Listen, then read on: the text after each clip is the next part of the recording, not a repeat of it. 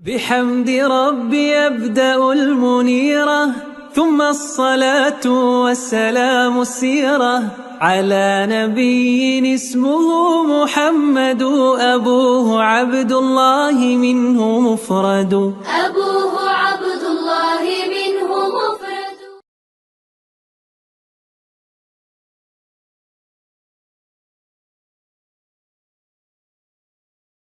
അസ്സലാമു അലൈക്കും വറഹ്മത്തുള്ളാഹി. ബിസ്മില്ലാ അൽഹംദുലില്ലാഹി റബ്ബിൽ ആലമീൻ വസ്സലാത്തു വസ്സലാമു അലാ റസൂലില്ലാഹ്. ഏറെ സ്നേഹമുള്ള സുഹൃത്തുക്കളെ, അള്ളാഹുവിൻ്റെ റസൂൽ സല്ലല്ലാഹു അലൈഹി വസല്ലം തങ്ങളുടെ ചരിത്രം ഇൻഷാ അല്ലാഹ് നമ്മൾ പഠിക്കുകയാണ്. അള്ളാഹു നമ്മളിൽ നിന്ന് സ്വീകരിക്കട്ടെ. ഏറ്റവും നല്ല രൂപത്തിൽ പഠിക്കാൻ. കേട്ടുപോകുമ്പോൾ പലപ്പോഴും അത് ആ വിജ്ഞാനം നമുക്ക് നഷ്ടപ്പെട്ടു പോകും. അതെഴുതി വെക്കുകയാണെങ്കിൽ ഉറച്ചു നിൽക്കും.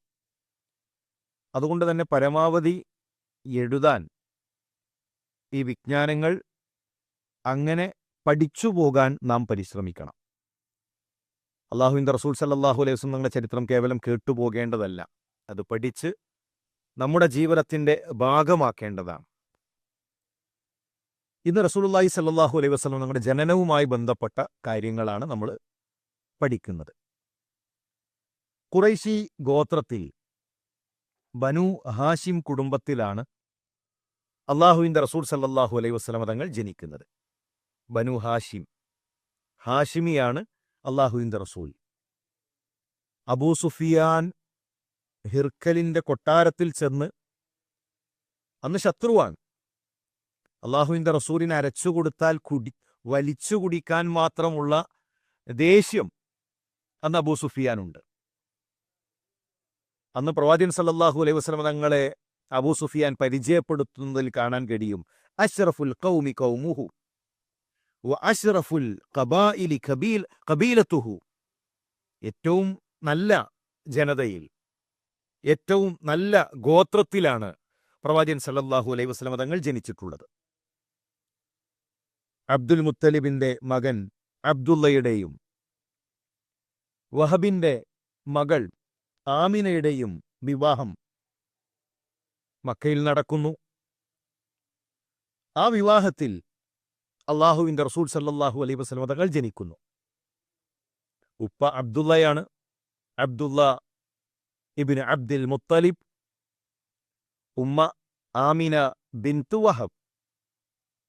നല്ല സൗന്ദര്യമുള്ള അബ്ദുള്ള എന്ന 25 വയസ്സുകാരൻ.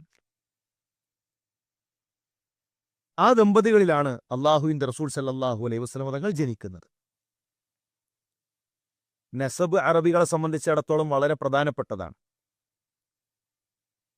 നസബ് മനഃപ്പാടമാക്കിയിരുന്ന ആളുകൾ അവർക്കിടയിലുണ്ടായിരുന്നു. കുടുംബ പരമ്പര.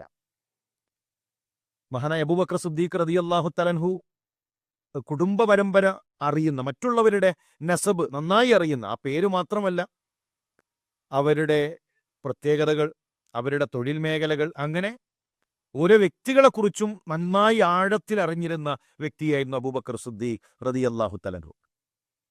റസൂലുള്ളാഹിയുടെ അരികിലേക്ക് ഏതെങ്കിലും സംഘങ്ങൾ വരുമ്പോൾ, വരുന്നത് ഇന്ന ആളുകളാണ്, ഇന്ന ദേശക്കാരാണ്, അങ്ങനെ കൃത്യമായി പ്രവാചകൻ സല്ലല്ലാഹു അലൈഹി വസല്ലം തങ്ങൾക്ക് വിജ്ഞാനങ്ങൾ കൈമാറിയിരുന്ന, നസബിനെക്കുറിച്ച് നന്നായി അറിഞ്ഞിരുന്ന സ്വഹാബിയാണ് അബൂബക്കർ സിദ്ദീഖ് റളിയല്ലാഹു അൻഹു. പ്രവാചകന്റെ നസബ് മുഹമ്മദ് ബിൻ അബ്ദില്ല ഇബ്നു അബ്ദുൽ മുത്തലിബ് ഇബ്നു ഹാഷിം ഇബ്നു അബ്ദി മനാഫ് ഇബ്നു ഖുസൈ ഇബ്നു കിലാബ് ഇബ്നു കഅബ്, അങ്ങനെ അദ്നാൻ വരെയുള്ള പരമ്പര സഹീഹായി നമുക്ക് കാണാൻ സാധിക്കും. ആ പരമ്പര മഹാനായ ഇസ്മായിൽ നബി അലൈഹിസ്സലാമിൽ ചെന്നുമുട്ടുന്നു. അപ്പൊ ഇസ്മായിൽ നബി അലൈഹിസ്സലാമിന്റെ പരമ്പരയിലാണ് അള്ളാഹുവിൻ്റെ റസൂൽ സല്ലല്ലാഹു അലൈഹി വസല്ലം തങ്ങൾ വരുന്നത്. ഇസ്ഹാഖ് നബി അലൈഹിസ്സലാമിന്റെ പരമ്പരയിൽ ഒരുപാട് പ്രവാചകന്മാർ കടന്നു വന്നിട്ടുണ്ട്. എന്നാൽ ഇസ്മായിൽ നബി അലൈഹിസ്സലാമിന്റെ പരമ്പരയിൽ പിന്നീട് അങ്ങനെ പ്രവാചകന്മാരെ നമുക്ക് കാണാൻ കഴിയുന്നില്ല. എന്നാൽ അവസാനത്തെ പ്രവാചകൻ, ലോകരിലേക്ക് മുഴുവനുള്ള അഷ്റഫുൽ ഖൽഖായ പ്രവാചകൻ സല്ലല്ലാഹു അലൈഹി വസല്ലം തങ്ങളെ അള്ളാഹു തെരഞ്ഞെടുത്തത് ഇസ്മായിൽ നബി അലൈഹിസ്സലാമിന്റെ പരമ്പരയിലായിക്കൊണ്ടാണ്. നല്ല നസബാണ് പ്രവാചകന്റേത്. അബു സുഫിയാൻ ഹിർക്കലിനോട് പറയുന്നുണ്ട്, ഹുവ ഫീന ദൂ നസബിൻ, നല്ല കുടുംബ പരമ്പരയുള്ള വ്യക്തിയാണ് ഞങ്ങൾക്കിടയിൽ മുഹമ്മദ് സല്ലല്ലാഹു അലൈഹി വസല്ലം. പ്രവാചകൻ സല്ലല്ലാഹു അലൈഹി വസല്ലം തങ്ങൾ ജനിക്കുന്നത് ആനക്കലഹ വർഷമാണ്. ആനക്കലഹ വർഷം നമുക്കറിയാം, ചരിത്രത്തിൽ വളരെ പ്രസിദ്ധമാണ്. അറബികൾ അവർക്കിടയിലുള്ള പ്രധാനപ്പെട്ട ചരിത്ര സംഭവങ്ങൾ അത് വെച്ചുകൊണ്ടാണ് അവർ വർഷം കണക്കാക്കിയിരുന്നത്.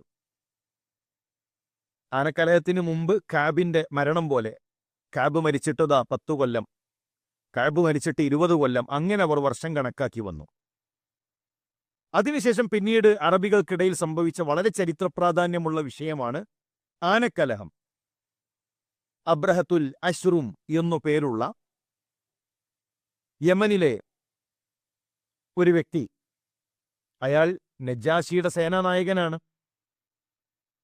ഹബിഷയിലെ നേഗസ് രാജാവ്,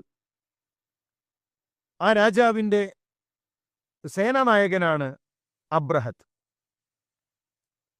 അബ്രഹത്ത് സൊനആയിൽ ഖുല്ലൈസ് എന്നു പേരുള്ള ഒരു ദേവാലയം പണിതു.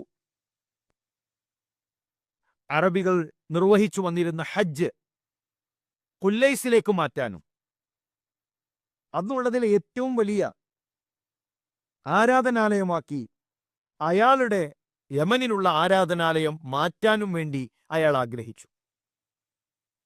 എന്നാൽ കഅബ റസൂലുള്ളാഹി സ്വല്ലല്ലാഹു അലൈഹി വസല്ലം വരുന്നതിന് മുമ്പ് തന്നെ അറബികൾക്ക് പ്രിയപ്പെട്ടതാണ്. ആളുകൾ കഅബയിലേക്ക് തന്നെ ഒഴുകിക്കൊണ്ടിരിക്കുന്നു. അതിനിടയിൽ ചില അറബികളുടെ മോശമായ ചില പ്രവർത്തനങ്ങൾ കൊല്ലൈസിൽ ചെന്നുകൊണ്ടുണ്ടാവുകയും ചെയ്തു. അങ്ങനെ രോഷാകുലനായി അബ്രഹത്ത് കഅബ തകർക്കുന്നതിനു വേണ്ടി ഹബിഷയിൽ നിന്നുള്ള ആനകളുമായി, ഒരു ആനപ്പടയുമായി മക്കയിലേക്ക് വരികയാണ്. ആഫ്രിക്കയിലും ഇന്ത്യയിലുമൊക്കെ ആന ധാരാളമായി കാണും. പക്ഷെ അറബികളെ സംബന്ധിച്ചിടത്തോളം ആന എന്നുള്ളത് വളരെ കൗതുകമുള്ള ഒരു കാര്യമാണ്. ആനപ്പുറത്തേറി ഒരു വലിയ സൈന്യവുമായി കഅബ തകർക്കുക എന്ന ലക്ഷ്യവുമായിട്ട് അബ്രഹത്തും കൂട്ടരും പുറപ്പെട്ടു. എന്നാൽ ചരിത്രം നമുക്കറിയാം, അറബികൾ മാളത്തിലൊളിച്ചപ്പോൾ ചില അറബി ഗോത്രങ്ങൾ അവരുടെ വിഗ്രഹങ്ങളെ തകർക്കുമെന്ന് കരുതി കഅബയിലേക്കുള്ള വഴി കാണിക്കാൻ ആളെ നിശ്ചയിച്ചു. ഇതാണ് കഅബയിലേക്കുള്ള വഴി, ആ പോകുന്ന വഴിയിൽ മാറി ഞങ്ങളുടെ വിഗ്രഹങ്ങളെ തകർക്കരുത് എന്ന ലക്ഷ്യത്തോടുകൂടെ ചില ആളുകളെ തന്നെ നിശ്ചയിച്ചു കൊടുത്തു കഅബയിലേക്ക് നേരിട്ടുള്ള വഴി കാണിക്കാൻ. അങ്ങനെ എല്ലാവരും മാറി നിന്നപ്പോൾ അല്ലാഹു തആല കൊച്ചു പക്ഷികളെ കൊണ്ട് അബ്രഹത്തിന്റെ സൈന്യത്തെ തുരത്തി. ആ പക്ഷികളുടെ കൊക്കിൽ ഒരു കല്ല്, കാലിൽ 2 കല്ലുകൾ, ആ കൊച്ചു കല്ലുകൾ ആകാശത്ത് നിന്ന് താഴെ വീണു. ആ സൈന്യം അവിടെ ചത്തൊടുങ്ങി. ചിലർ തിരിച്ചുള്ള നാട്ടിലേക്ക് ഓടുന്നതിനിടയിൽ ശരീരഭാഗങ്ങൾ അറ്ററ്റു വീണു. ചിലരുടെ കാഴ്ച നഷ്ടപ്പെട്ടു. പിന്നീട് സഫാ മർവക്കിടയിൽ യാചകരായി അതിൽ ചില ആളുകളെ കാണാമായിരുന്നു എന്ന് ചരിത്രത്തിൽ കാണാൻ കഴിയും. ചില പണ്ഡിതന്മാർ അഭിപ്രായപ്പെട്ടത് ഈ ആനക്കലഹം കഴിഞ്ഞ് 50 ദിവസങ്ങൾക്ക് ശേഷമാണ് പ്രവാചകൻ സല്ലല്ലാഹു അലൈഹി വസല്ലം തങ്ങളുടെ ജനനം എന്നാണ്. അതിൽ അഭിപ്രായ വ്യത്യാസങ്ങളുണ്ട്. എന്നാൽ ആനക്കലഹ വർഷമാണ് അള്ളാഹുവിന്റെ റസൂൽ സല്ലല്ലാഹു അലൈഹി വസല്ലം തങ്ങൾ ജനിച്ചിട്ടുള്ളത്. മക്കയിൽ ഒരു തിങ്കളാഴ്ച ദിവസമാണ് പ്രവാചകൻ സല്ലല്ലാഹു അലൈഹി വസല്ലം തങ്ങൾ ജനിക്കുന്നത്. മക്കയിൽ ആ സൂര്യൻ ഉദിക്കുന്നത്. അള്ളാഹുവിന്റെ റസൂൽ സല്ലല്ലാഹു അലൈഹി വസല്ലം തങ്ങളോട് ചോദിക്കപ്പെട്ടു, സുഇല അൻ സൗമിൽ ഇസ്നൈൻ, തിങ്കളാഴ്ച ദിവസത്തിലെ നോമ്പിനെ കുറിച്ച്. അതിന് റസൂലുള്ളാഹിയുടെ മറുപടി ഫീഹി വുലിത്തു. അതിന്റെ പ്രത്യേകത പറയുന്ന കൂട്ടത്തിൽ റസൂലുള്ളാഹി പറഞ്ഞു, ആ തിങ്കളാഴ്ചയുടെ ഒരു പ്രത്യേകതയിൽപ്പെട്ടതാണ്, ആ ദിവസമാണ് ഞാൻ ജനിച്ചിട്ടുള്ളത്. അതിൽ അഭിപ്രായ വ്യത്യാസമില്ല. തിങ്കളാഴ്ച ദിവസമാണ് പ്രവാചകൻ സല്ലല്ലാഹു അലൈഹി വസല്ലം തങ്ങൾ ജനിച്ചിട്ടുള്ളത്. ഏതാണ് ആ മാസം? റബീഉൽ അവ്വൽ മാസത്തിലാണ് റസൂലുള്ളാഹി ജനിച്ചിട്ടുള്ളത്. ഏത് ദിവസത്തിലാണ് എന്നതിൽ അഭിപ്രായ വ്യത്യാസമുണ്ട്. 8 എന്ന് അഭിപ്രായപ്പെട്ട പണ്ഡിതന്മാരുണ്ട്, 9 എന്ന് അഭിപ്രായപ്പെട്ടവരുണ്ട്, 12 എന്ന് അഭിപ്രായപ്പെട്ടവരുണ്ട്. അതിൽ 12 എന്നതാണ് പ്രബലമായ അഭിപ്രായം.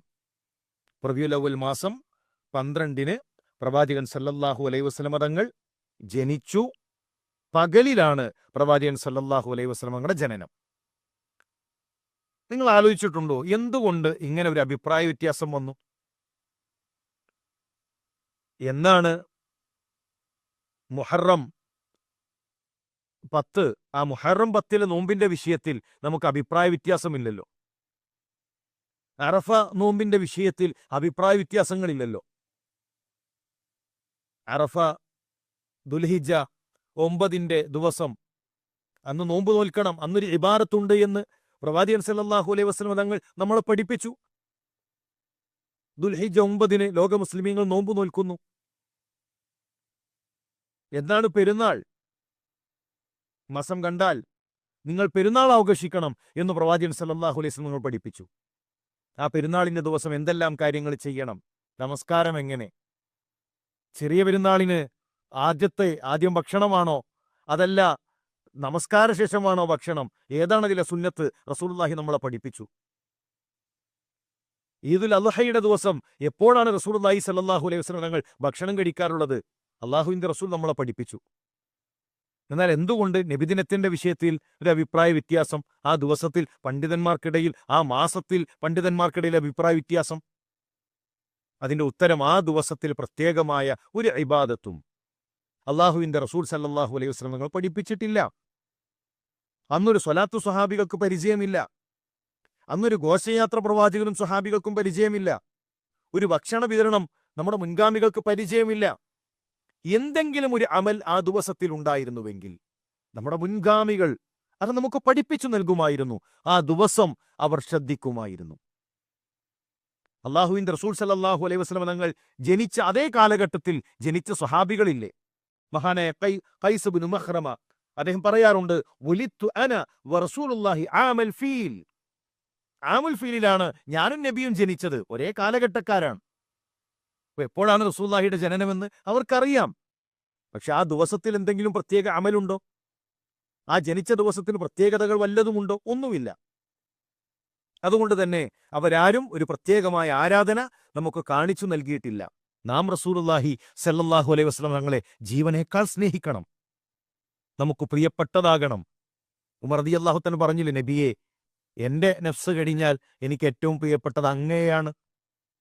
ഉമറെ, ഈമാൻ പൂർണ്ണമായിട്ടില്ല എന്നാണ് പ്രവാചകൻ സല്ലല്ലാഹു അലൈഹി വസല്ലം തങ്ങൾ പറഞ്ഞത്. എങ്കിൽ അല്ലാഹുവിന്റെ റസൂലെ, എന്നേക്കാൾ എനിക്ക് പ്രിയപ്പെട്ടത് അങ്ങാണ്. അപ്പോഴാണ് ആ ഈമാനിന്റെ പൂർണ്ണതയിലേക്ക് എത്തിയത്.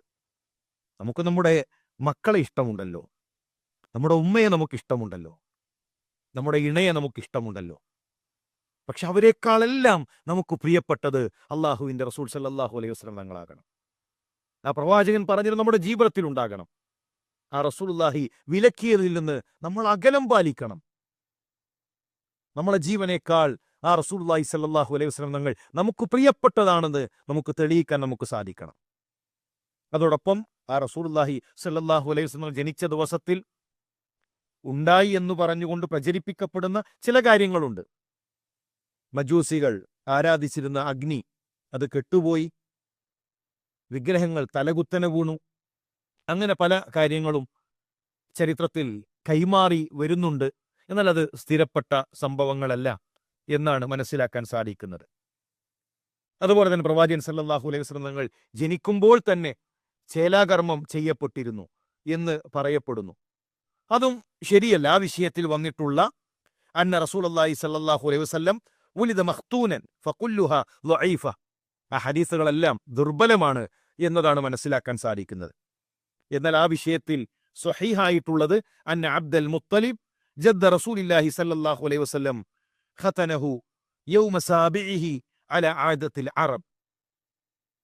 അറബികളുടെ സാധാരണ അവരുടെ രീതി പോലെ കുഞ്ഞ് ജനിച്ച് 7ാമത്തെ ദിവസം ജദ്ദായ വല്ലിപ്പയായ അബ്ദുൽ മുത്തലിബാണ് പ്രവാചകൻ സല്ലല്ലാഹു അലൈഹി വസല്ലം തങ്ങളുടെ ചേലാകർമ്മം, ആ പ്രവർത്തനത്തിന്, ചേലാകർമ്മം ചെയ്യുന്നതിന് വേണ്ടി നേതൃത്വം നൽകിയിട്ടുള്ളത് എന്നതാണ് ആ വിഷയത്തിൽ സ്വഹീഹായി വന്നിട്ടുള്ളത്, അതിലെ പ്രബലമായ അഭിപ്രായം എന്ന് നമുക്ക് കാണുവാൻ സാധിക്കും. ഏതായിരുന്നാലും പ്രവാചകൻ സല്ലല്ലാഹു അലൈഹി വസല്ലമ തങ്ങൾ ഖുറൈശിയാണ്, ബനു ഹാഷിമാണ്. മക്കയിൽ ആനക്കലഹ വർഷമാണ് റസൂലുള്ളാഹിയുടെ ജനനം. ക്രിസ്താബ്ദം 571 ഒരു ഏപ്രിൽ മാസം. ആ ഏപ്രിൽ മാസത്തിലാണ് റസൂലുള്ളാഹിയുടെ ജനനം. തിങ്കളാഴ്ച ദിവസമാണ്, പകലിലാണ്, ഫജർ കഴിഞ്ഞതിന് ശേഷമുള്ള സമയമാണ് എന്നെല്ലാം നമുക്ക് ചരിത്രത്തിൽ നിന്ന് വായിക്കാൻ പഠിക്കാൻ സാധിക്കും. ഇൻഷാ അല്ലാഹ് ഇനി പ്രവാചകൻ സല്ലല്ലാഹു അലൈഹി വസല്ലമയുടെ ജീവിതത്തിലേക്ക് നമ്മൾ പ്രവേശിക്കുമ്പോൾ റസൂലുള്ളാഹിയുടെ ജീവിതത്തിലെ ഓരോ ദിവസങ്ങളും അത്ഭുതങ്ങളാണ്, ഓരോ നിമിഷങ്ങളും അത്ഭുതങ്ങളാണ്. വിശ്വാസിക്ക് മുന്നിൽ തുറന്നു നിൽക്കുന്ന അത്ഭുതമാണ് പ്രവാചകൻ സല്ലല്ലാഹു അലൈഹി വസല്ലമ തങ്ങളുടെ ജീവിതം. ഇൻഷാ അല്ലാഹ് നമുക്ക് പഠിക്കാം. അല്ലാഹു സഹായിക്കട്ടെ. അസ്സലാമു അലൈക്കും വറഹ്മത്തുള്ളാഹി വബറകാതുഹു.